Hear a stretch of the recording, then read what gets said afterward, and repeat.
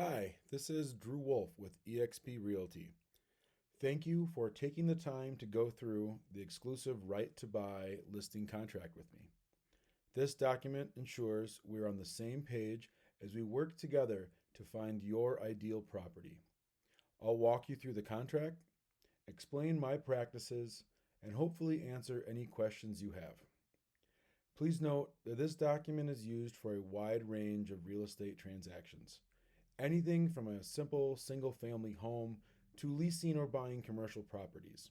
So there will be some sections we skip over as they do not apply to the standard residential transaction.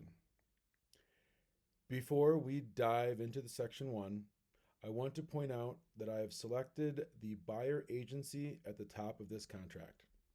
This means I will be working as a buyer's agent to ensure I'm legally and ethically committed to your best interests and goals throughout this process.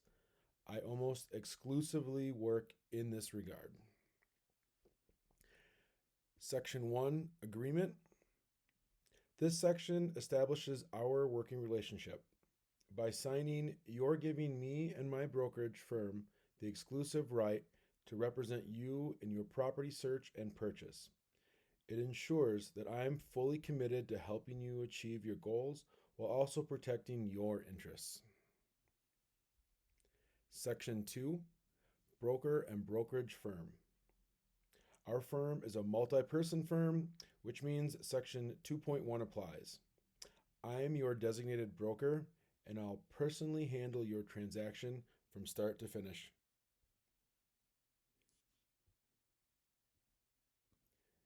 Section 3 is the defined terms. Let's break down a few key points.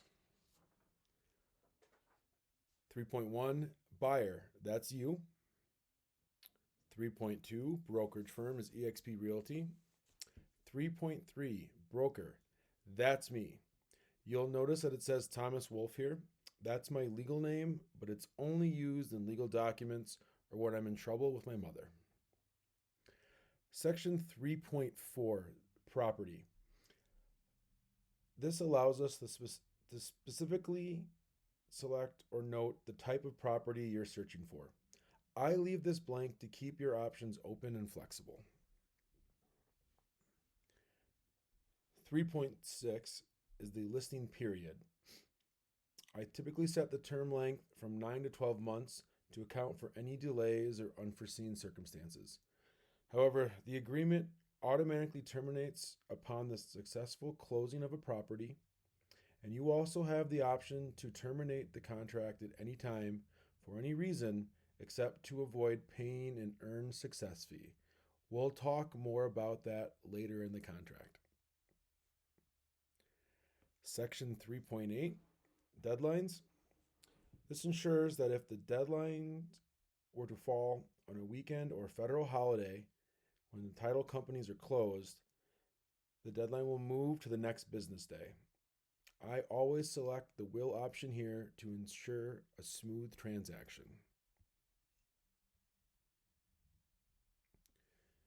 Section 4, brokerage relationships. This section aligns with what we discussed in the definitions of working relationships disclosure form. It clarifies my role as your buyer's agent or a transaction broker.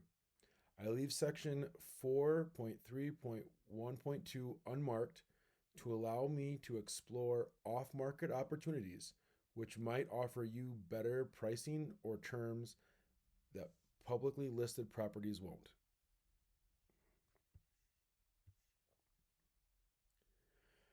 Section 5, brokerage duties. These are all the things that I'm legally required to do for you as the buyer's agent.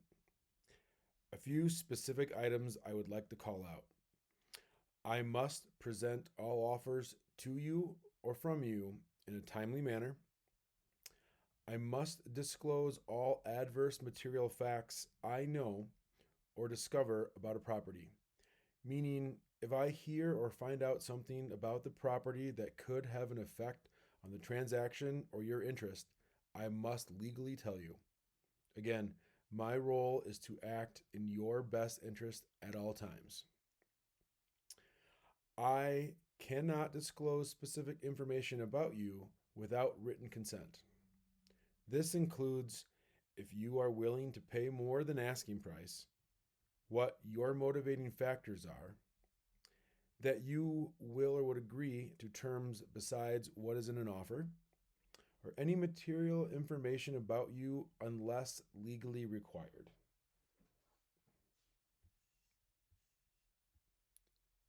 Section 6, Additional Duties of a Buyer's Agent.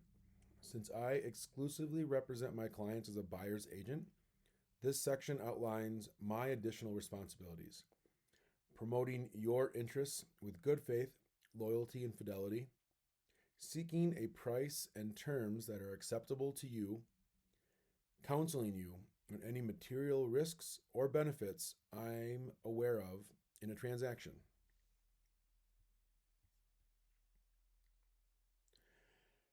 Section 7, Compensation to the brokerage firm. This is the only section where we'll discuss my fees. My standard success fee is 3% of the purchase price. However, with the new laws in place as of 2024, I include a clause for flexibility if the seller doesn't agree to pay the full fee. The clause states, if the seller provided buyer broker success fee is lower than the agreed upon 3%, the buyer's agent will accept a lower fee down to 2.5% before requiring the buyer to pay the difference.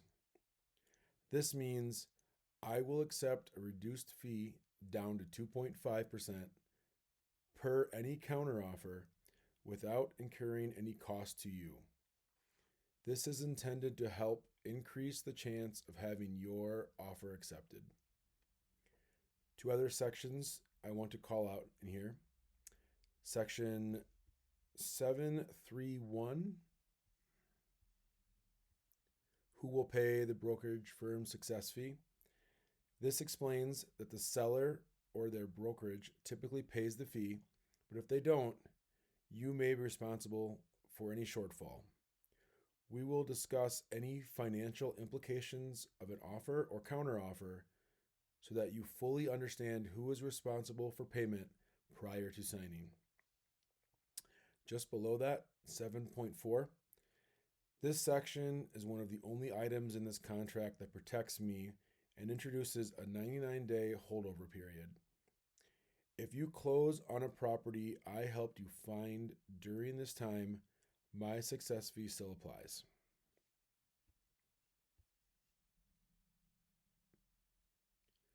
Section 8, Limitation on third-party compensation. I don't work with any vendors who offer kickbacks or incentives. If I recommend a vendor or service, it's because I've used them myself or they come highly recommended by somebody I trust. Section 9, Buyer's Obligation to Broker. This section confirms that you don't currently have a legal agreement with any other real estate agent or a list of properties provided by another licensed agent. Section 10, Default Right to Cancel. This section covers the reasons either of us can terminate the contract in writing.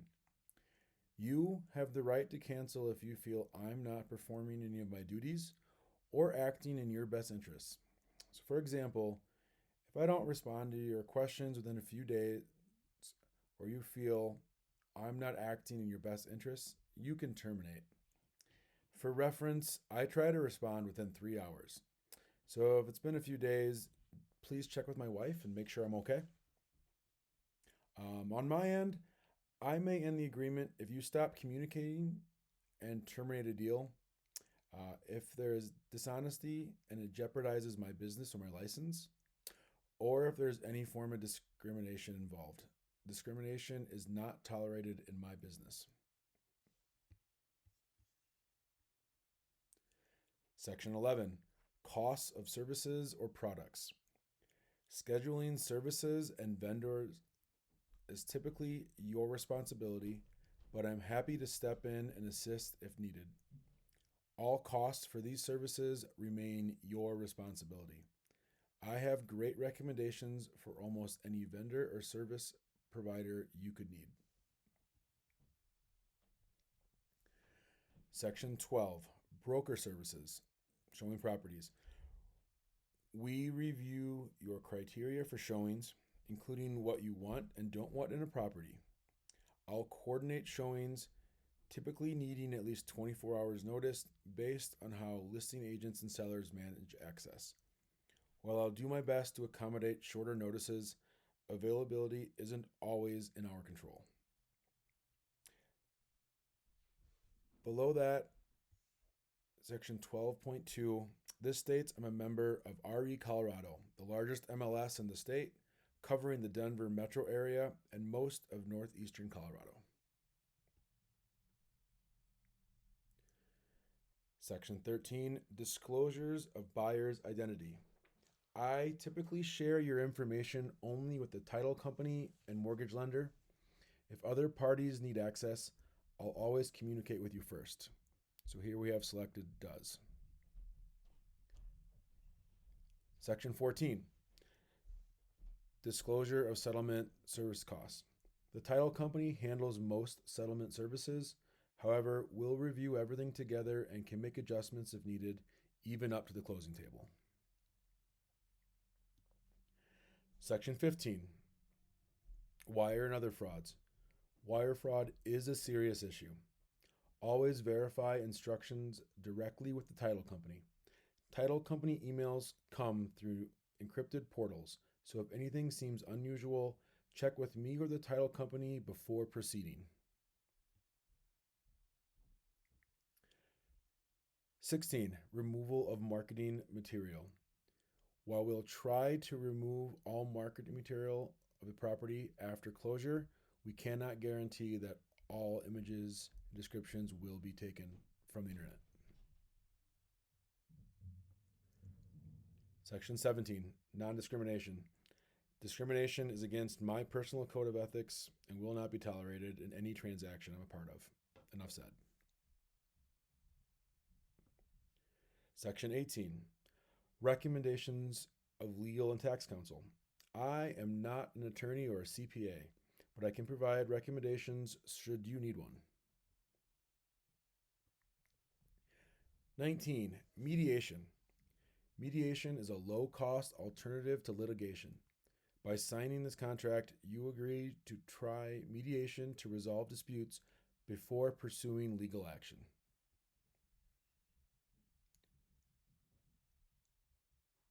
Section 20, attorney's fees. The prevailing party in any legal dispute covers the attorney's fees. Section 21, additional provisions. This is where I have noted that buyer may terminate contract for any reason except for trying to circumnavigate and earn buyer's agent success fee. Section 22, attachments. There are no attachments needed to this contract. This would typically cover something where a team shares software and your personal information could be accessed by other team members. Section 24, notice, delivery, and choice of law. We use CTME contracts for all documents. If changes are needed, we'll use addendums or create a new document for signature. Section 25, modifications of this contract. There are no modifications of a contract once signed. Section 26, counterparts. There are no counterparts. Section 27, entire agreement. This contract constitutes the entire agreement of all parties involved. Section 28, copy of contract. You'll receive a copy of every signed document. My broker and I are required to save these for 4 years, so don't worry if you misplace one. Section 29, Megan's Law. By law, I can't share information about registered sex offenders or schools. You can use resources like Megan's Law or local authorities to research this information should you be curious. If you have any questions, please reach out. If everything looks good, select your font choice down here. Select Save and hit Accept. This will allow us to start working immediately on your home buying goals. I'd love the opportunity to assist you in purchasing your next property, and if I do a great job, to earn a referral for your friends, colleagues, or family. Referrals from my clients are the main way that I grow my business. Thank you for your trust in me and my team. Once signed, my transaction coordinator will follow up with a few state-required disclosures. Again, this is Drew Wolfe with eXp Realty. Thank you and have a great day.